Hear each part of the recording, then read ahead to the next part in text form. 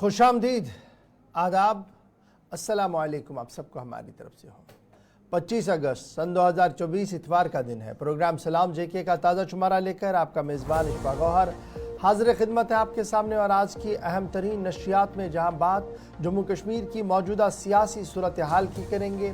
आज जहां इस प्रोग्राम में हम बात माहौलियाती तवाज़ुन के हवाले से भी करेंगे, वहीं पर आपकी फ़ोन कॉल्स को भी शामिल प्रोग्राम करेंगे और मंशियात मुखालिफ उस बड़े प्रोग्राम को और आगे बढ़ाने की कोशिश करेंगे जो पिछले कई महीनों से लगातार हम आपके सामने रखने की कोशिश कर रहे हैं। ये सिलसिला आज लगातार 10 बजे तक चलेगा। मॉर्निंग शो में तज़िया तबसरा भी होगा। आप हमारे साथ ज्वाइन फटाफट से करेंगे हमारी राब्ता site Facebook, YouTube, Twitter, Instagram पर, और साथ साथ हमारी ऑफिशियल वेबसाइट www.gulistannews.in पर, जहां पर हर पल आप बाखबर रहेंगे हालात वाक़ात से। फिलहाल प्रोग्राम का आगाज़ करते हैं। आपको बताते चलें कि सबसे पहले पड़ाव पर हम हिस्ट्री ऑफ द डे आपके सामने रखेंगे और हिस्ट्री ऑफ द डे रखेंगे मेरे साथी आसिफ रशीद जो स्टूडियो में मेरे साथ मौजूद है। प्रोग्राम का आगाज़ होगा हिस्ट्री ऑफ द डे से और उसके फ़ौरन बाद खबर का पिटारा खुलेगा। खबर शुरुआत जम्मू कश्मीर से होगी, लेकिन सबसे पहले हिस्ट्री ऑफ द डे। खुशामदीद, बहुत बहुत शुक्रिया। 8:39 प्रोग्राम सलाम जेके का आगाज ऑफिशियली हो चुका है। फॉर्मेट के मुताबिक सबसे पहले आज के दिन पर हम नजर दौड़ाएंगे और उसके बाद दिन भर की ताज़ा तरीन सूरत हाल या सरगर्मियां पिछले 7-8 घंटों के दौरान उससे रूबरू करेंगे। मगर हिस्ट्री ऑफ द डे में आज के दिन की जब बात होगी तो आज अगस्त की 25 तारीख है, यानी ये आखिरी हफ्ता इस वक्त जारी है और कई अहम तरीन वाक़यात, इनमें 1351 का वो वाक़या जब तख्त नशीनी के बाद सुल्तान फिरोज शाह आज ही के दिन सुल्तान फिरोज शाह तुगलक सोम दिल्ली के अंदर दाखिल हुए और अंग्रेजी कैलेंडर के मुताबिक दिन आज का आता है। 2003 में आज ही के दिन 21 वर्ष कबल मुंबई गेटवे ऑफ इंडिया के पास कार बम धमाके में 50 अफराद हलाक हुए। इसके चंद बरस बाद 2011 में श्रीलंका हुकूमत ने इमरजेंसी के ऐलान को 30 साल बाद वापस लेने का हुकूमती सतह पर फैसला किया। 1980 में जिम्बाब्वे अक़वाम मुत्तहिदा में आज के दिन शामिल हुआ, यूएन की मेंबरशिप मिली। 1830 में बेल्जियम ने नीदरलैंड के खिलाफ बगावत शुरू की। 1921 में अमेरिका ने जर्मनी के साथ पीस एग्रीमेंट या अमन मुआहदे पर आज के दिन दस्तखत किए। नासा की एक और अहम तरीन कामयाबी 1988 में आज के दिन सामने आई, जब आज ही के दिन जो खलाई गाड़ी S-214 थी उसको स्पेस में भेजने का फैसला हुआ और टेक्नोलॉजी के एतबार से नासा एक और मिशन में कामयाब हुआ। 1991 में बेलारूस सोवियत यूनियन या यूएसएसआर से आज के दिन आज़ाद मुल्क बना। 1988 में इससे चंद बरस कबल ईरान और इराक ने 8 बरस से जारी जंग के खात्मे के लिए मुज़ाकरात का आगाज 25 अगस्त की तारीख को शुरू किया। साल 1940 लिथुआनिया, लातविया और एस्टोनिया समेत जो सोवियत यूनियन में आज के दिन शामिल हुए। यूएसएसआर का आज के दिन 1940 में हिस्सा बने और इसी ग्रुप का हिस्सा बन के दूसरी जंग अज़ीम में इन सभी ममालिक ने मुख्तलिफ ममालिक के खिलाफ लड़ाई का आगाज़ किया। 2012 में चांद पर पहला कदम रखने वाले नील आर्मस्ट्रॉन्ग का इंतकाल आज के दिन हुआ, उनकी आज बरसी है।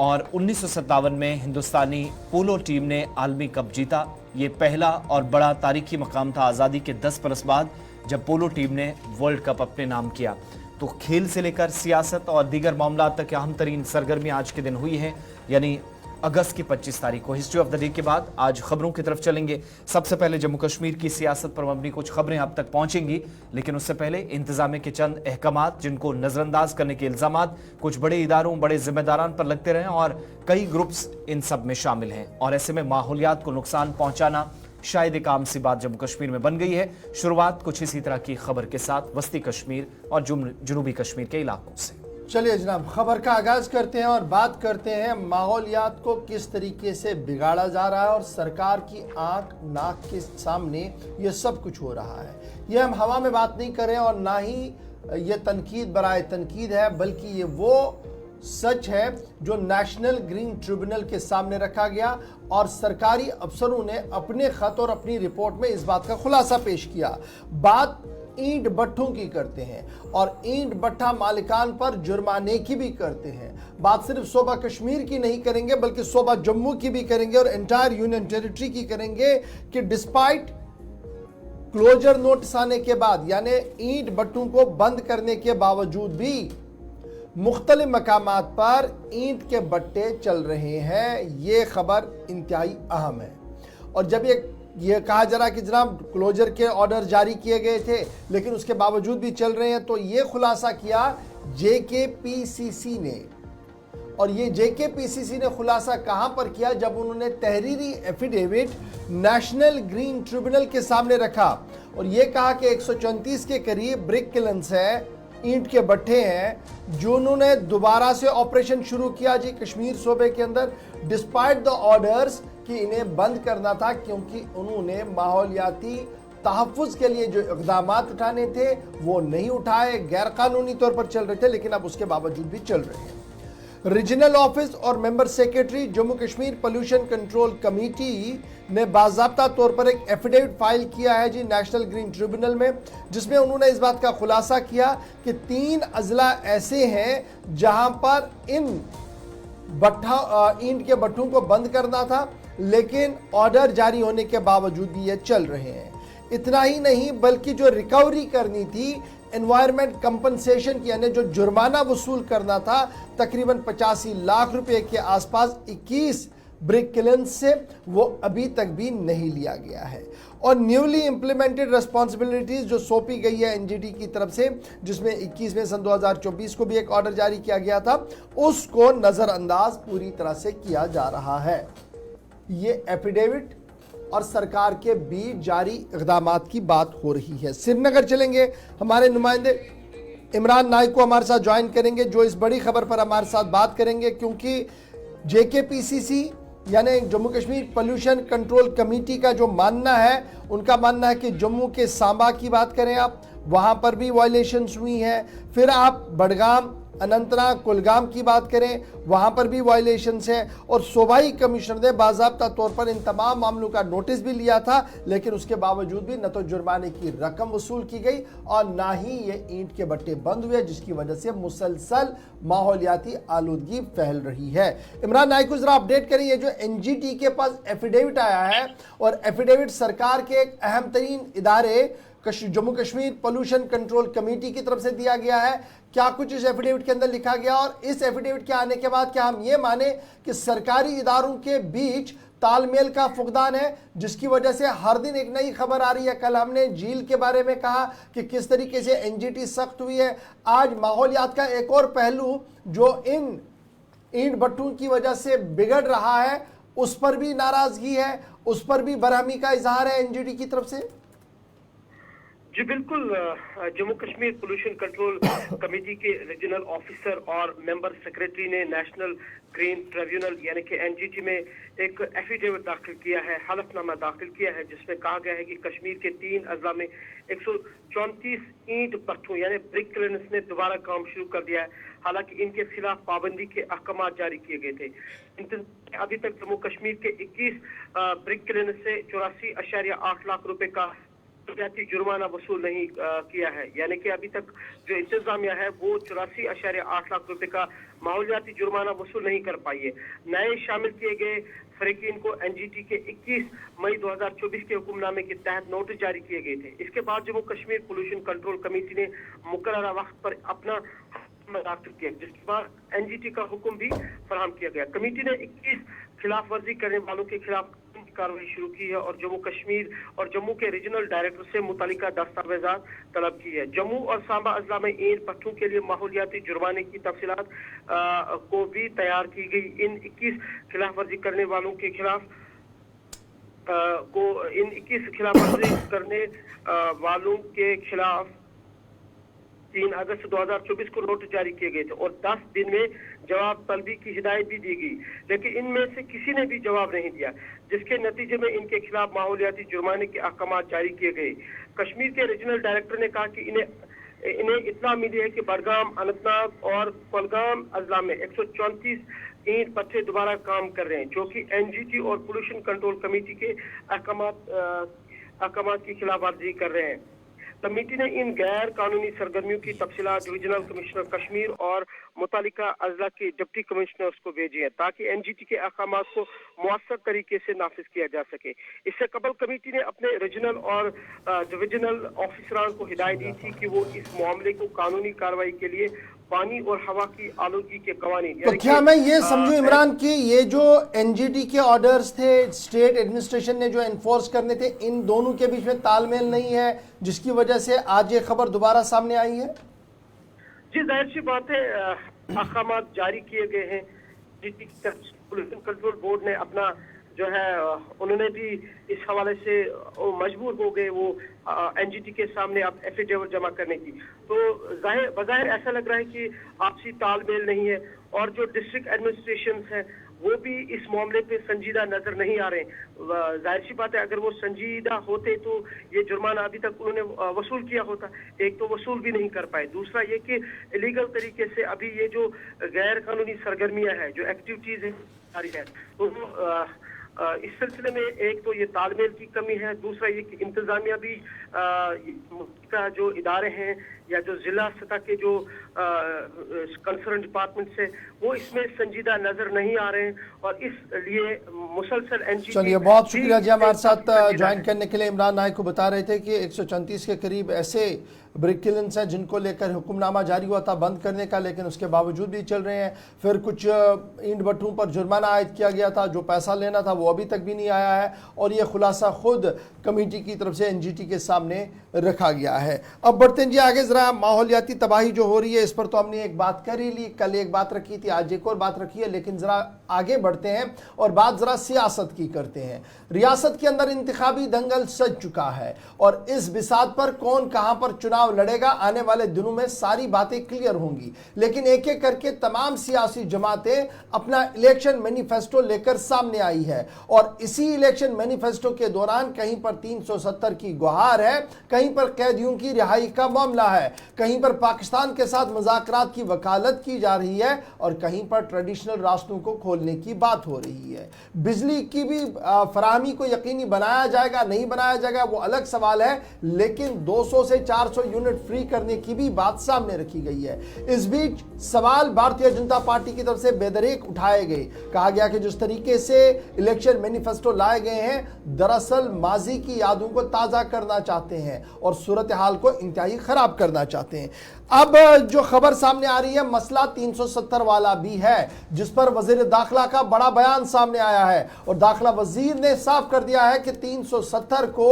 वापस बहाली का कोई भी इम्कान नहीं है। पार्लियामेंट के अंदर और पार्लियामेंट के बाहर किसी भी तरीके से 370 की बहाली को यकीनी नहीं बनाया जाएगा और जिस तरीके से दो सूबाई सतह की जमातें नेशनल कॉन्फ्रेंस और पीपल्स डेमोक्रेटिक पार्टी एक इमोशनल मैनिफेस्टो और कार्ड लेकर सामने आई है, अवाम हर बात को समझती है और मरकजी हुकूमत पहले ही अपना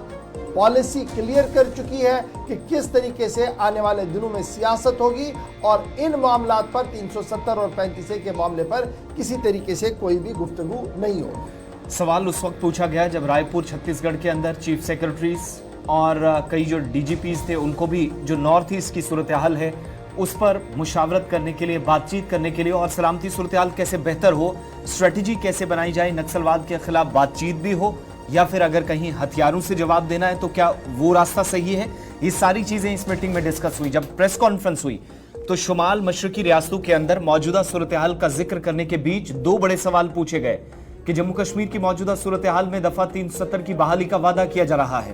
तो उस पर कहा कि ये मुमकिन ही नहीं, जो मोदी सरकार ने दफा 370 दफन कर दी है वो वापस लौट ही नहीं सकती। सवाल पूछा गया कि नेशनल कॉन्फ्रेंस कांग्रेस एक साथ आई है, तो वज़ीर दाखिला के मुताबिक मैंने 10 सवाल पूछ दिए, मुझे अभी तक उनका जवाब नहीं मिला। और तीसरी बात, कश्मीरी पंडितों की वापसी का भी सवाल पूछा गया, जो इस बार लोकसभा के सेशन में भी पूछा गया, तो कहा कि बहुत सारे लोग मुख्तलिफ रियासतों और यूटीज के अंदर रहते हैं, जो लोग वापस जाना चाहते हैं उनके लिए दरवाजे हमारी तरफ से खुले हैं, लेकिन जो ना जाने चाहें, जिनकी मर्जी वापस कश्मीर में लौटने की नहीं है, उनको सरकार जबरदस्ती नहीं कर सकती। ये जवाब उस वक्त आ रहा था जब मुख्तलिफ पार्टियों ने एक तरफ इंतखाबी मंशूर भी जारी किया है और कांग्रेस से सवाल भी पूछे जा रहे, काफी उथल पुथल सियासी एतबार से मची है। लेकिन चीफ सेक्रेटरीज और डीजीपीज की नॉर्थ ईस्टर्न बेल्ट के अंदर होने वाली मीटिंग के बाद 4 बड़ी बातें। नौजवानों के मुतालिक भी एक सवाल का जवाब आया, जरा अमित शाह साहब की बात सुनाते हैं आपको, जिसमें उन्होंने क्या स्ट्रेटेजीज नॉर्थ ईस्ट के अंदर रही जहां पर नौजवान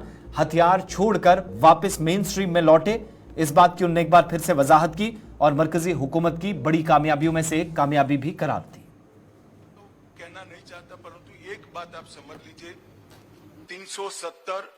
अब हमारे संविधान में से नष्ट हो चुकी है और फ्यूचर में भी इसके लिए हमारे संविधान में कोई जगह नहीं है। वो मैं देश की जनता को, कश्मीर की जनता को कहना चाहता हूं। जब से केंद्र में नरेंद्र मोदी जी के नेतृत्व में भारतीय जनता पार्टी की सरकार बनी, इस समस्या को चैलेंज के रूप में स्वीकार किया गया, दोनों दृष्टि से। एक तो जिनके हाथ में हथियार है उनको हथियार छुड़ाने का प्रयास करना, और नहीं छोड़ते हैं तो उनको एंगेज करना, और दूसरा एक क्षेत्र में विकास का जो अभाव दिखाई पड़ता था, व्यक्तिगत विकास, गांव का विकास और क्षेत्र के विकास, ये तीन लिंब में ये पूरे क्षेत्र को विकास की दिशा में पूरे देश के अनुरूप एक स्तर पर लाना। जो जाना चाहते हैं वो सभी को बसाने के लिए भारत सरकार कटिबद्ध है। जो देश में अभी किसी जगह पे अच्छे से एस्टेब्लिश हो गए हैं, वो जाना नहीं चाहते, उनको हम कुछ कर नहीं सकते। जो जाना चाहते हैं सभी को हम बसाएंगे। पहले एक बात समझ लो, अलायंस के लिए मैंने प्रश्न नहीं उठाए हैं। मैंने प्रश्न उठाया कि नेशनल कॉन्फ्रेंस का जो एजेंडा है, तो उनके अलायंस पार्टनर कांग्रेस पार्टी और श्री राहुल गांधी इसके साथ सहमत है या नहीं है, वो घोषणा करे। एजेंडा क्या है नेशनल कॉन्फ्रेंस का, जिसको प्रिंटेड उन्होंने बांटा है? एजेंडा क्या है? कश्मीर का अलग ध्वज बनेगा राष्ट्र ध्वज के सामने, जो पहले था वो वापस लाना चाहता है। क्या कांग्रेस पार्टी इसके साथ सहमत है? 370 वापस इंट्रोड्यूस करने की मांग रखेंगे, क्या कांग्रेस पार्टी इसके सहमत है? इन्होंने कहा है कि मोदी जी के आने के बाद जो एसटी, एससी, ओबीसी का रिजर्वेशन मिला 370 जाने के बाद, इस पर हम पुनः विचार करेंगे। तो कांग्रेस पार्टी ने यह स्पष्टता करनी है कि जम्मू कश्मीर में से एसटी, एससी, ओबीसी के रिजर्वेशन को समाप्ति की जो बात है, इससे कांग्रेस पार्टी और राहुल गांधी सहमत है या नहीं है? क्योंकि कांग्रेस पार्टी का पुराना इतिहास है, ओबीसी के रिजर्वेशन को इतने सालों तक केवल और केवल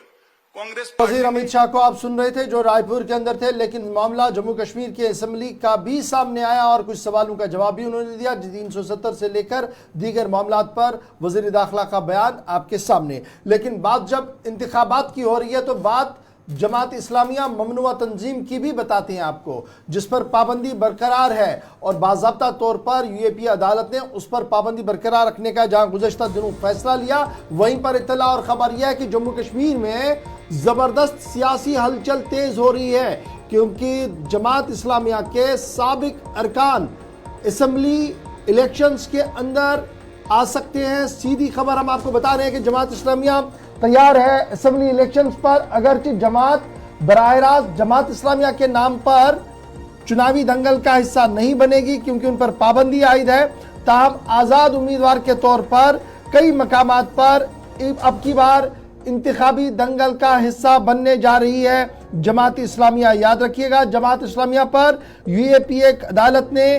पाबंदी बरकरार रखी है और ये पाबंदी फिलहाल मजीद 5 साल तक रहेगी। गुज़श्ता दिनों ऑर्डर आया था, लेकिन अब जमात इस्लामिया ने पहले ही इस बात का इशारा दिया था कि मौजूदा निज़ाम के अंदर वो आईनी हिंद को तस्लीम भी करते हैं और इसमें इस फ्रेमवर्क के अंदर काम भी करना चाहते हैं। लेकिन अब खबर ये कि जमात इस्लामिया बाज़ाब्ता तौर पर 10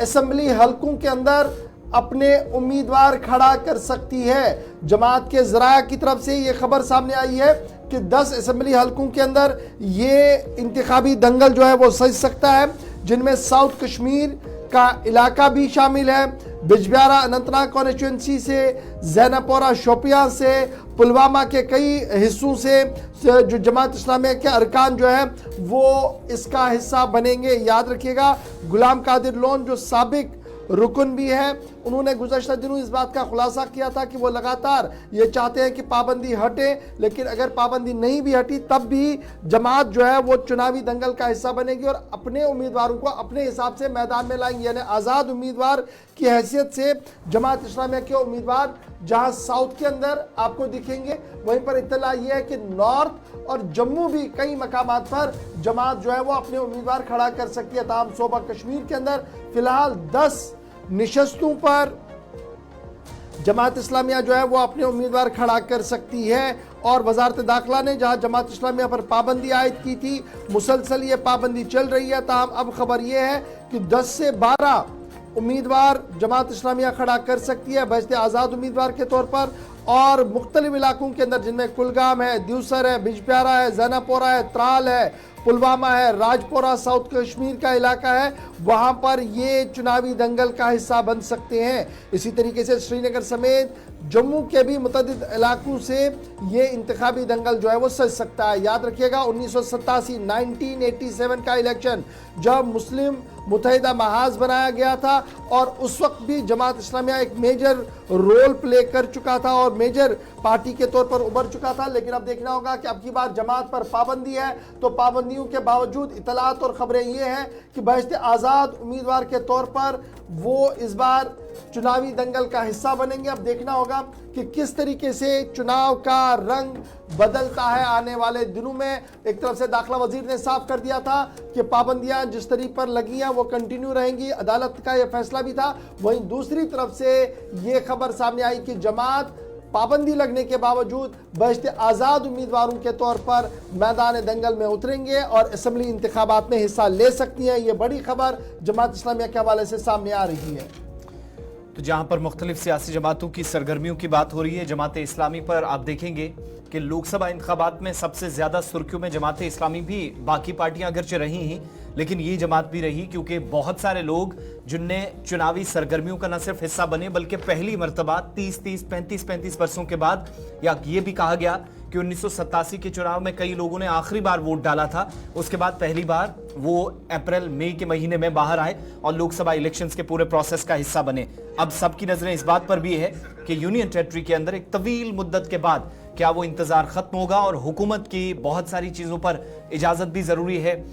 चूंकि बैन अभी बढ़ गया है और कुछ लोग जिनकी आप देखेंगे वेरिफिकेशन का पूरा प्रोसेस जब आगे बढ़ेगा तो शायद उसके बाद कुछ लोगों को इजाजत मिले, लेकिन फिलहाल इसका इंतजार भी करना होगा क्योंकि अभी 18 सितंबर से आप देखेंगे पहले मरहले के लिए वोटिंग का अमल शुरू होगा। अच्छा, ये बड़ा इंपॉर्टेंट है क्योंकि कल और परसों का दिन हमारे पास सिर्फ है नॉमिनेशन फाइल करने का, वो आखिरी दिन होगा और इसी में सारी पोजीशन क्लियर होगी कि कितने लोग कहां से उठेंगे। फिलहाल हमारे पास जो इतलात है 10 से 12 निशस्तें ऐसी हैं जहां पर जमात इस्लामिया अपने उम्मीदवारों को बहसते आज़ाद उम्मीदवार के तौर पर उतारना चाहती है और वो देखना चाहती है कि कितना मजबूत आज के दिन में जमात ग्राउंड पर भी मौजूद है। तो ये तो थी बात जनाब जमात इस्लामिया की, लेकिन बात जरा उन दो सियासी जमातों की भी बता दें आपको जिनको लेकर पिछले 24 घंटों के दौरान काफी सरगर्मियां चली हैं। यानी बात करते हैं नेशनल कॉन्फ्रेंस और कांग्रेस की भी, जिनके बीच इत्तेहाद का ऐलान फारूक अब्दुल्ला ने किया, लेकिन रात देर गए तक इत्तेहाद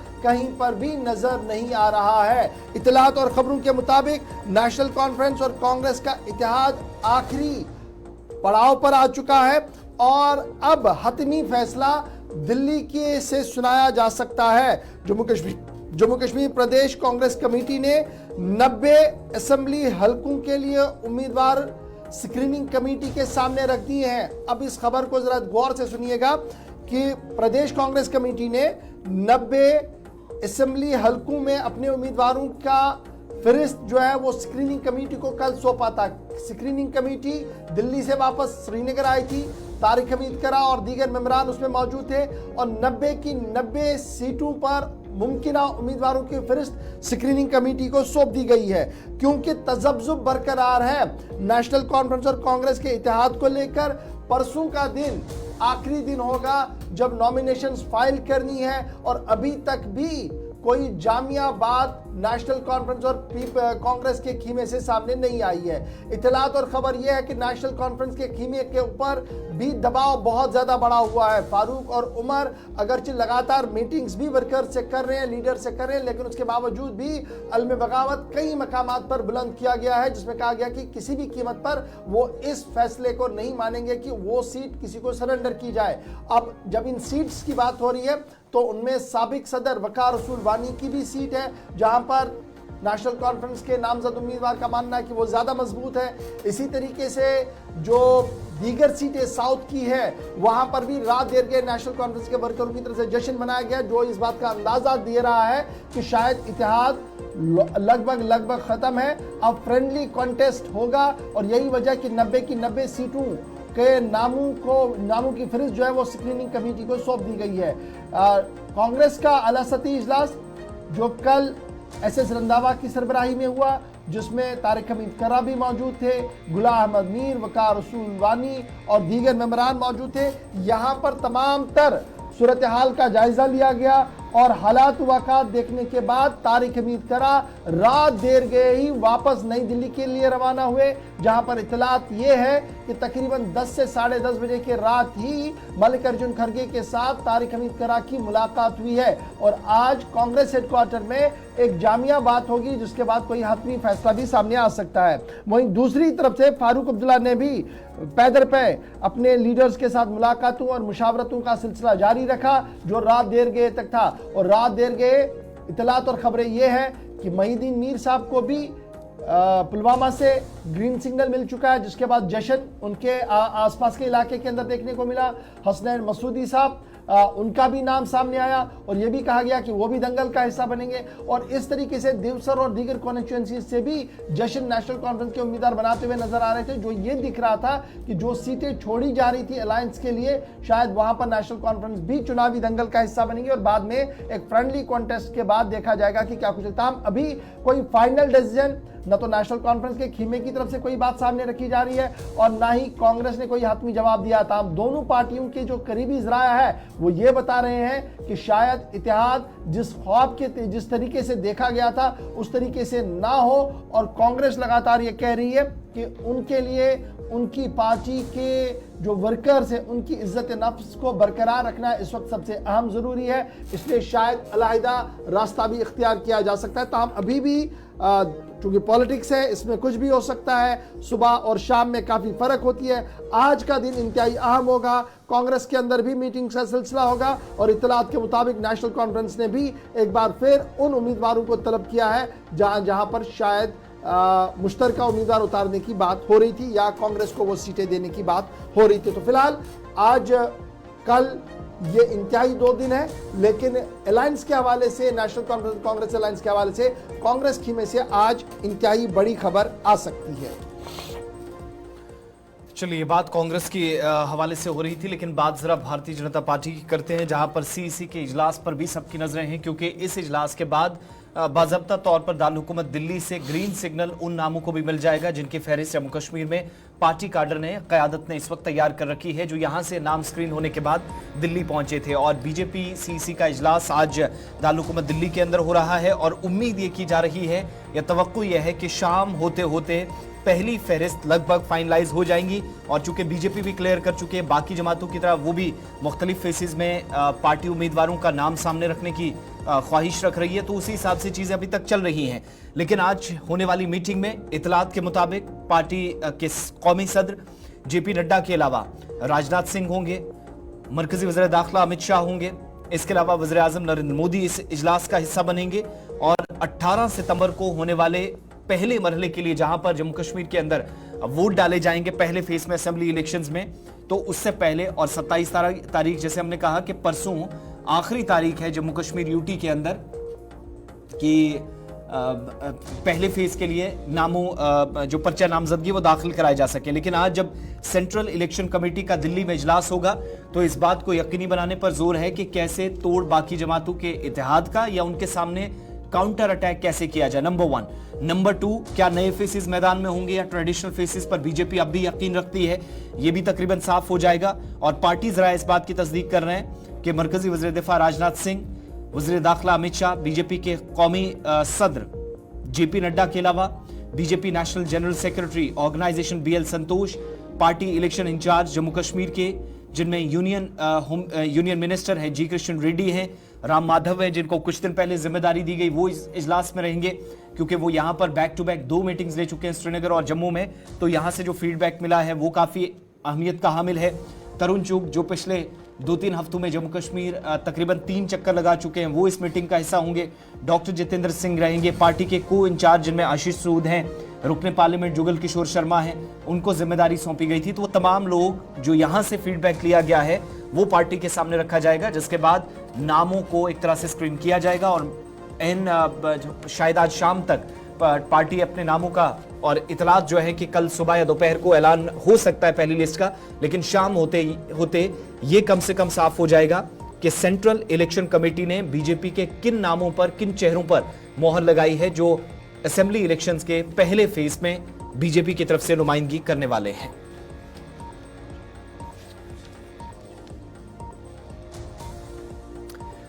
बीजेपी की बात हो रही है तो बीजेपी की जम्मू कश्मीर के अंदर मजीद हिकमत अमली क्या है, इस ताल्लुक से भी जरा बात करते हैं। और असेंबली इंतखाबात की तैयारियों के बीच खबर यह है कि 35 आला हिकमतकार जम्मू कश्मीर पहुंचेंगे, मेन स्ट्रेटेजिस्ट जिनको मुख्तलिफ शोबों में काम दिया जाएगा। इनमें जम्मू कश्मीर के अंदर पार्टी कैसे सोशल मीडिया से लेकर बाकी तमाम चीजों को हैंडल करेगी, IT माहिरीन शामिल होंगे, तज्जियाकार तजर्बेकार अफराद को जिम्मेदारी,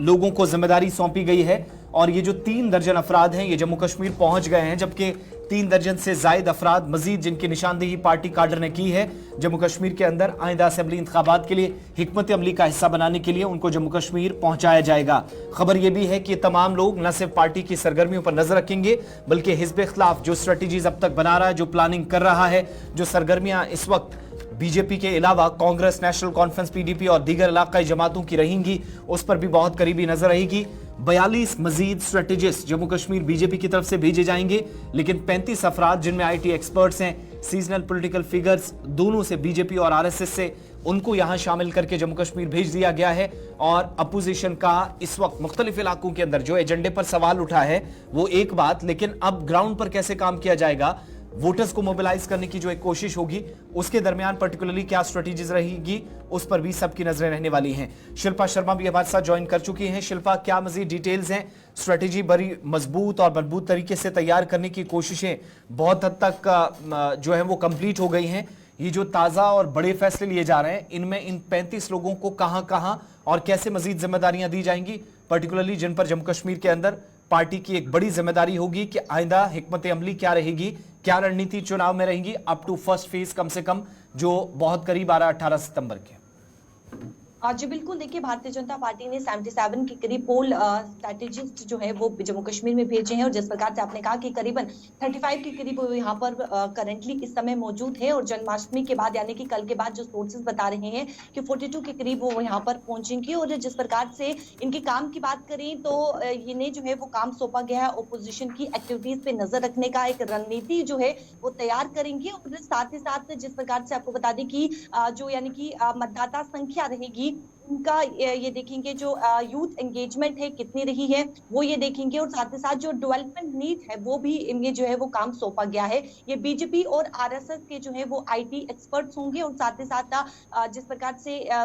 अनुभवी राजनीतिक जो है यानी कि हस्तियां जो है वो इसमें शामिल है और इनकी पूरी तरीके से इन्हें जो है वो अलग अलग यानी कि निर्वाचन क्षेत्र में जो है वहां पर डेरा डालकर ये बैठेंगे, पूरी तरीके से रणनीति जो है वो तैयार करेंगे 90 सीट्स को लेकर किस प्रकार से जो है यानी कि वहां पर ओपोजिशन एक्टिविटीज क्या कुछ चल रही हैं उन पर जो है वो नजर रखी जाएंगी। और साथ ही साथ सूत्र ये भी बता रही हैं कि जो यानी कि इनमें मौजूद है, मैं आपको बता दूं फॉर्मर MLA सुजानपुर से जो है वो रजिंदर सिंह बाबू बताए जा रहे हैं, विपिन सिंह परमार जो कि फॉर्मर स्पीकर हिमाचल प्रदेश से हैं, पवन काजल फॉर्मर MLA हिमाचल प्रदेश से हैं और कई सारे ऐसे जो कि 35 के करीब इस समय मौजूद है। और इनके जो काम सौंपा गया है वो यही है कि रणनीति को बनाया जाए, एंगेजमेंट यूथ की क्या कुछ रहने वाली है उसको लेकर पूरी तरीके से जो है वो ये देखेंगे। और इस समय मैं आपको बता दूं कि करंटली इस समय डिस्ट्रिक्ट प्रेसिडेंट के साथ ये काम कर रही हैं और साथ ही साथ जिस प्रकार से आपको बता दें कि जो पोल इंचार्ज है उनके साथ भी ये काम जो है वो कर रही हैं, जो सीनियर बीजेपी लीडर है उनके साथ ये काम कर रही हैं और पूरी तरीके से निर्वाचन क्षेत्र में यानी कि हर एक कॉन्स्टिट्यूंसी में वहां पर ये डेरा डाल के बैठेंगे चलिए, और वो हर बहुत एक शुक्रिया एक्टिविटी पे शिल्पा नजर मिर्जा रखेंगे। ज्वाइन करने के लिए। भारतीय जनता पार्टी का काडर जो बाहर है यानी आउटसाइड द स्टेट है, उनमें जो टॉप स्ट्रेटजिस्ट हैं, जो हिकमत अमली बना सकते हैं, जो हिकमत अमली के ज़रिए से इंतखाबी दंगल में नई रंग डाल सकते हैं,